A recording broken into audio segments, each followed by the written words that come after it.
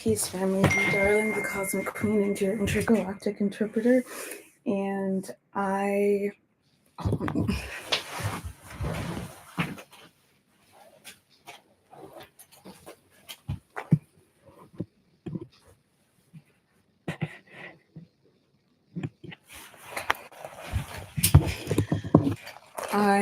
am going to do this reading about Mercury retrograde and the new moon coming up, and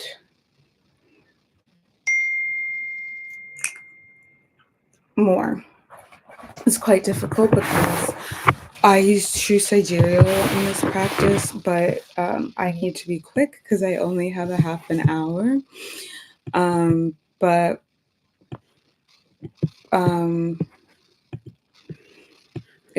it's just hard to find like 𝗪cie𝗶𝗶 calculators that are actually helpful. So what I'm going to do is I'm going to talk about the ephemeris in sidereal astrology.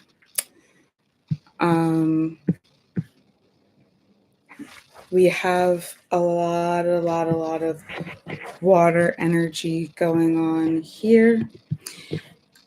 Mercury retrograde started on the 9th. Jupiter retrograde started on the 11th. And I am going to... Yeah, I'm just going to actually pull the charts for both of those. Is this working? Oh my goodness. I am sorry. It's very annoying.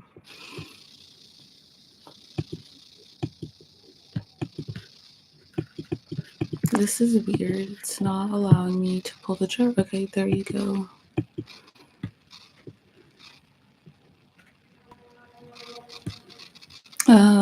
We also have a Mercury 𝗪cie𝗶𝗃 on the 20th. In about 5-ish days, we have the beginning of tropical Sagittarius season. And on the 28th, we have Saturn direct, and on the 29th, we have Mercury direct. So what I talk about first is Mercury retrograde, because it's been a hot-ass mess. It's been a hot-ass mess.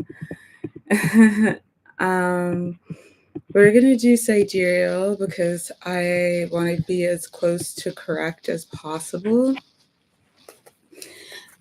All right. So it's like already, first of all, we've got a cat's cradle. It's already just like very chaotic. It was the starting energy of this grand water trine that we were engaging with. And as you know from my readings, otherwise, it wasn't just a grand water trine. It was also it was water and air. So this is having to do a lot with our feelings and our thoughts. And how our thoughts contribute to our feelings and how our feelings contribute to our thoughts. I would say that like what you think really does play a lot into what you feel, but they are interchangeable. So the moon also rules communication. Mercury also rules communication. Emotional communication versus cerebral or thought communication is how I would describe it. And it's really important to acknowledge that because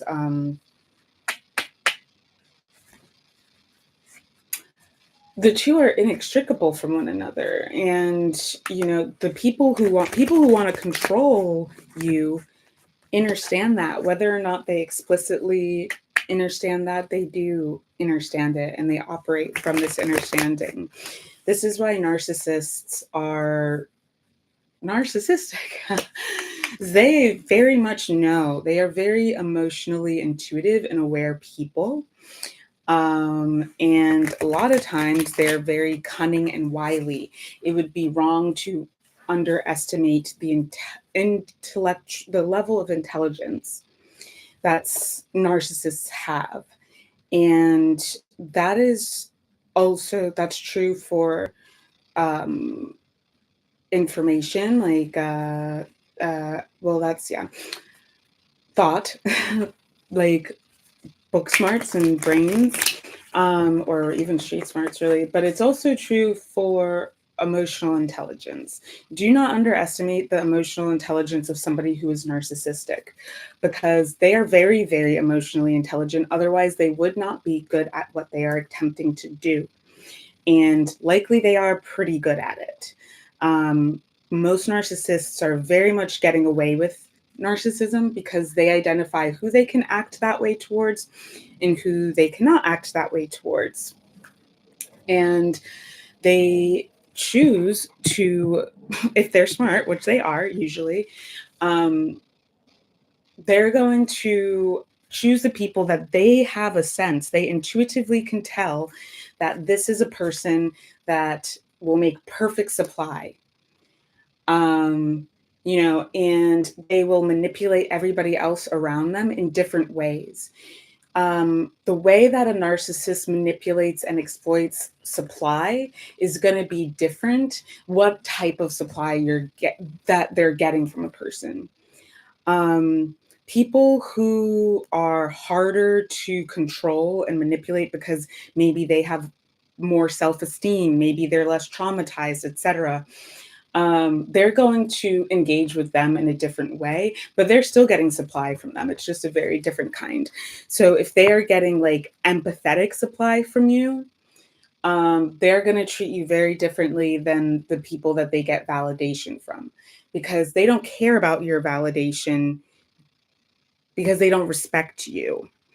Yeah, that's really what's coming out for me. And that's important to recognize.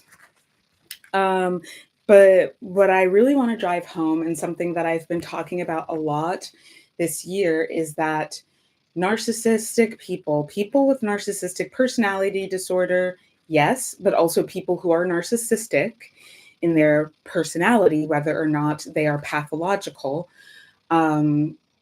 are sick. They're deeply, deeply unwell. They're deeply, deeply sick people. And we have to recognize that, because personally, I've engaged with people who are narcissists on a close, intimate level, being as the person who raised me as a narcissist. And I'll say, for one of the people that I've engaged with closest, this person, I'm going to be clear, actually, because I don't need to protect them. They don't deserve my protection.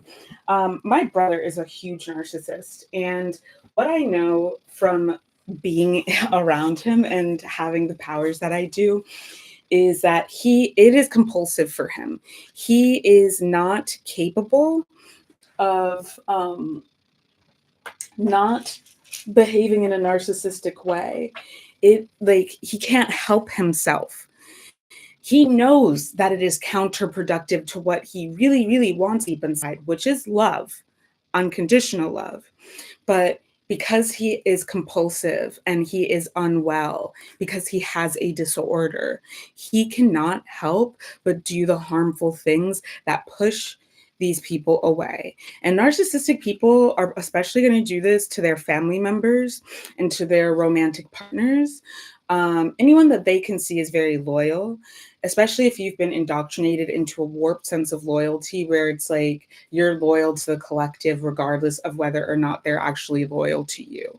If it looks like, oh, they just tolerate you versus they actually accept you for who you are and love you unconditionally. So this Mercury retrograde is about purging these relationship dynamics of like that are not resonant with unconditional love. Okay.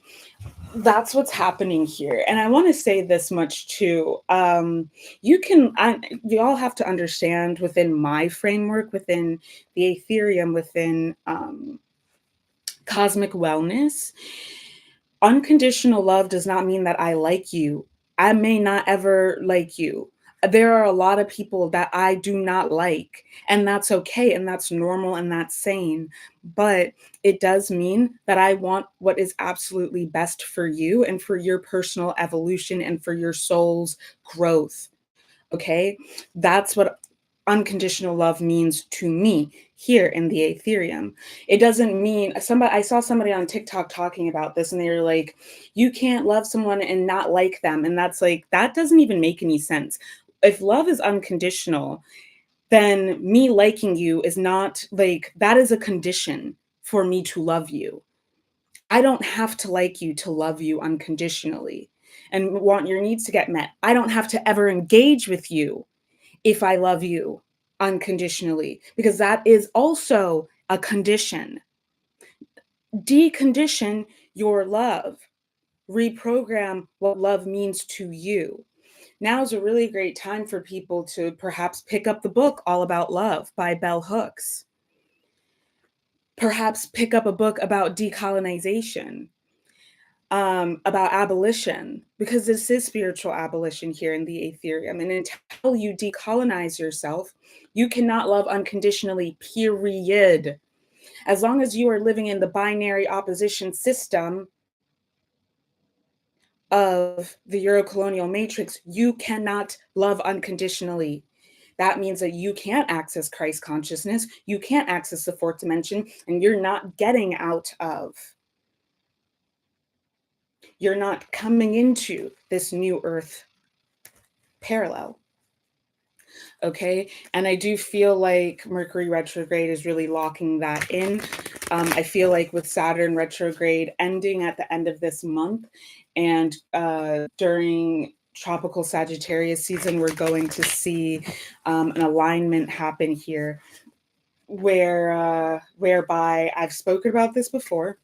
The people who are on old earth, they're going down. They're going, obviously you see that the agents of this vampiric DSE are going down. It's very clear to us all.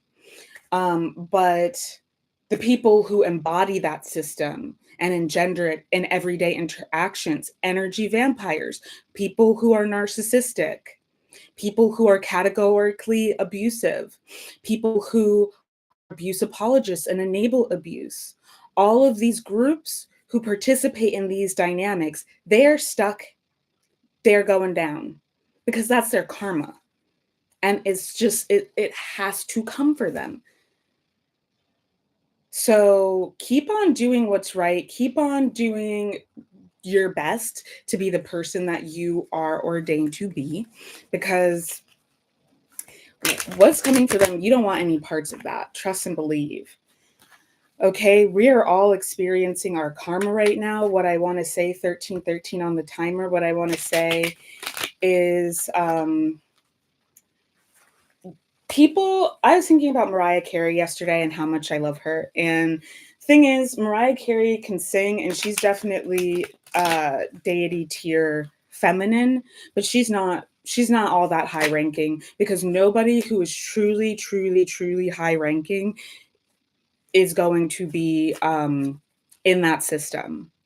Nobody, like the highest ranking people have been experiencing poverty, have been experiencing hard knocks. I'm hearing Hard Times by Paramore. But yeah, the highest ranking people, no celebrities are like most high rank. That is what I've downloaded for a very long time, and I've shared that on here before. But I'm telling you, because the first shall be last and the last shall be first.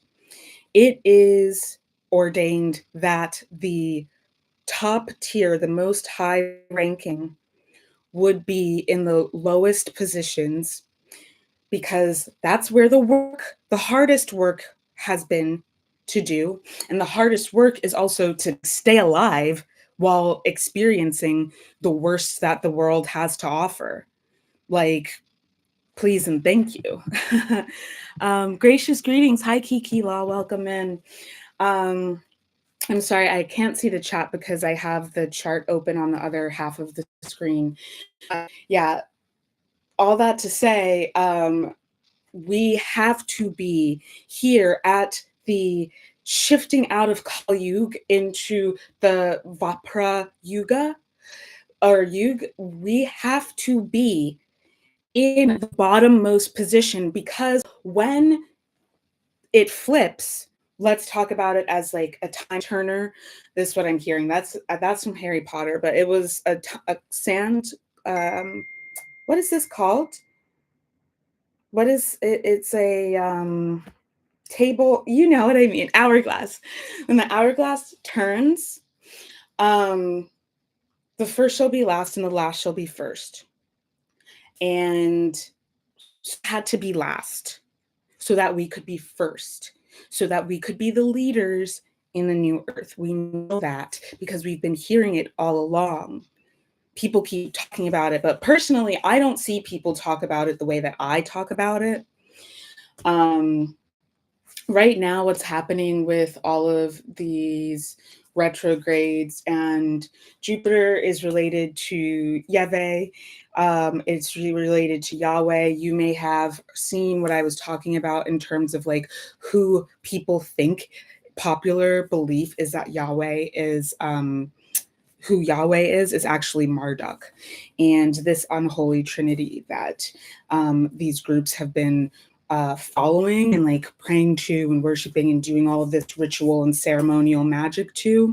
Because if you grew up in the church, you know that that's like high ceremonial magic that they're doing every Sunday. Like that's high ceremonial witchcraft every Sunday. And it's 𝗪liche, it's Marduk, and it's not Lilith, actually. It's like an inverted version of Lilith, as she had been bound, of Tiamat, as she had been bound and struck senseless and made into two, which is part of why like doubles are uncanny and why twins are very powerful and twins are very uncanny, because the divine feminine was split into two and one was inverted and exploited. Okay, we're not going to get too deep into that because we don't have a lot of time, and we're going to try to keep this under 30 minutes. Yeah, so that's something that like is really important to understand, is that that's who they're praying to. And so in terms of like Jupiter retrograde, I do think that that is why they are being exposed. And the exposés are going to get way, way, way worse. I'm not calling it per se, but I want to say there's a relatively high likelihood of the files being released, and whether it's a leak, I am hearing leak. There's going to be whistleblowers, and there are going to be things getting leaked, is what I'm picking up during Jupiter retrograde. And that's important because it's also Mercury retrograde. Let me look at the 𝗪𝘁 chart. Yeah, that's Mercury and Jupiter retrograde. Mercury also relates to those who relates to 𝗪liche, and Jupiter relates to 𝗪Lil. So what else? We have a crossroads here, and it is between Uranus retrograde in Taurus opposing Mars in Scorpio. So Mars is obviously empowered here in Scorpio. We have Dark Moon Lilith here, powerful. This is all happening in the 7th house. So this is, these are contracts. These are karmic contracts. And we have Mercury here as well. This is where Mercury begins its retrograde. Right? This is the Mercury retrograde chart. I just want to be sure. Yes. This is where Mercury begins its retrograde in the house of, or in the sign of Scorpio, in the 7th house. So whatever karmic justice is being served, we get the Magician in reverse. No accidents. No bloody accidents. Yeah, there's a wealth transfer going on here, and that is made clear by Uranus retrograde in Taurus in the first house. And what is also purging is whatever magics, whatever energies, whatever entities, whatever programming, indoctrination you have been under in order to keep you from seeing your power, in order to keep you out of your power. That's what's being reversed. And I am hearing that, like, your ancestors, great gods, guides, and ancestors are so proud of you if you've been able to make it out, because let me tell you, a lot of people didn't. And I'm also picking up that if your soulmates, if your counterparts, what have you, did not make it out,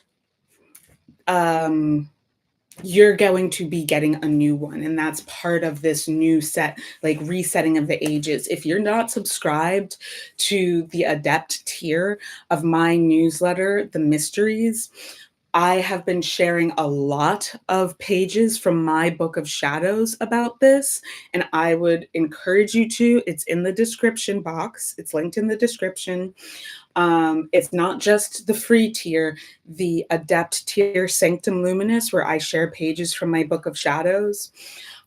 You're going to want to see that, because that's explaining what's happening here at the changing of the guard, which is what I always hear. Why do you think at Buckingham Palace they have the changing of the guard happen?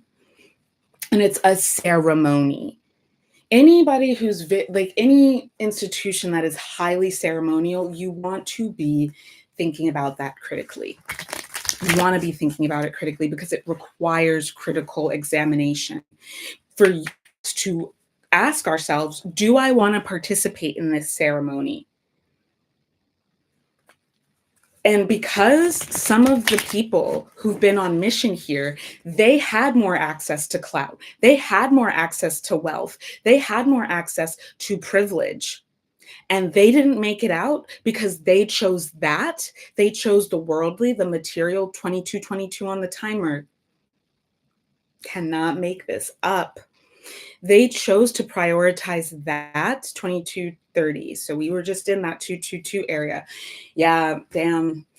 I'm sorry if your counterpart didn't make it out, but this is why we've been in separation, many of us. Many of us have been in separation whilst others were working out the karma with their counterpart. However, I would say that the most high ranking, like the primary court, let's say, the primary court has been in separation because the karma had to be worked out before we could come into integration in the 3D. The integration has been happening in the ethers, and it's been pushing out all of that karmic detritus, spiritual detritus, all of that programming, all of those entities. That's what that purging has been. But they had access to all of that stuff. They thought that they were better than you. They thought that you were beneath them. They thought that because they had more access in the material world, in the Euro-colonial matrix, or in the DSE matrix, really is what it is. And we'll call it what it is here in the Ethereum. But in the institution of academia, I refer to it as the Euro-colonial matrix, but it is the demonic shadow empire.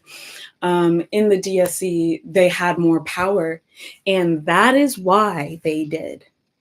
That is why they were given more access. That is why it was so easy for them, so that they could fall under that spell and get stuck in there. And a lot of them did. Not all of them, but a lot of them did. So if that's you, I'm sorry. But at this changing of the guard, you're getting a new counterpart if that is you. The Tower. Yep. Tower moments galore. Okay. And it is making an intersection, a crossroads, if you will, with Jupiter in Cancer in the early degrees of the third house, opposing Pluto in Capricorn. Fortuna is only 4 degrees away from Pluto here. So this is significant because it is about, at that intersection, calling back your power. Reciprocal relationships. What's out of balance? What's out of whack? We're really being called to examine our shadow and face our shadow and just give it, like, stop fighting against it. It's our intuition. Our shadow is also our intuition too. That dark part of yourself that you don't want to interact with, that inner child. Oh, I want to be good. Oh, but I also want to be bad. I just want to be myself. How about that? Whatever reason you don't want to be yourself, you gotta start seeing things for what they really are. Okay? That's what we need to be doing. So that covers Mercury retrograde, and we're coming up on that ending on the 11th. This chart is also crazy. We still have that intersection going on, that crossroads, but that's when we also have the grand water trine here. We already talked about the grand water trine in other videos and earlier in the reading. We also have a triangulation between Uranus making a sextile to Neptune and Saturn retrograde in Pisces 11th house. And it's, oh yeah, that's making a trine to Mars and Mercury retrograde, and that is opposing Uranus retrograde, as I said. We are going to do a part 2 because I have to go somewhere. I have to be somewhere in an hour. So I'm going to wrap up right now. And I'll be back online in a few hours to do part 2. But what I want to talk about is this moon that we're coming up on. You know what? We'll talk about the moon in part 2. Right now, what I want to focus on is getting all of that base information. So the 11th is Jupiter retrograde. And like I said, this is the fortune reversal and what people refer to as a wealth transfer. That's what's happening right now with the Jupiter retrograde, is this wealth transfer. It's happening in the cosmos, it's happening in the ethers, and it's going to materialize in the 3D. But what do you like? We need disclosure to happen, and it is happening. What I want to encourage people to remember right now is, like, there is a gratification, right, about being right. But I personally am going to pray for the humility, during this time, because yes, I was right, and all of the people who called me crazy, etc., were wrong. Even though I have far more authority on the subjects, just given my background and the relationships that I personally have in this life. Can I just pause for a second? Deepak Chopra was in the emails. Did I not talk about Deepak Chopra because my sister lived in the same building as him? Yeah. I talked about Deepak Chopra last summer. No, 2 summers ago. Yes. So the validation. Yes, humility, invite humility in, not because, like, I feel like it is okay to pop your shit and be like, I was right, but it's really more so because of the frustration and hurt and anger that's coming, because I don't believe that 99% of those people that invalidated and gaslit are going to apologize. They're not going to do what is required of them to make it right, because they don't have humility, and they're not coming with us. So praying for humility in this time is going to relieve me and praying for them in this time is going to relieve me of the animosity and the angst that comes along with this experience of disclosure that's happening. And I think a lot of people are still going to be like, they're still going to find a way to invalidate, because at the end of the day, that people are going to be, they're going to scapegoat, they're going to invalidate, they're going to alienate, they're going to black sheep you, no matter what. So they're going to find absolutely any way. It doesn't matter. They deep down, they already probably believed you. They're not going to give that to you because they're narcissistic. They're energy vampires. They're choosing the system instead of choosing love.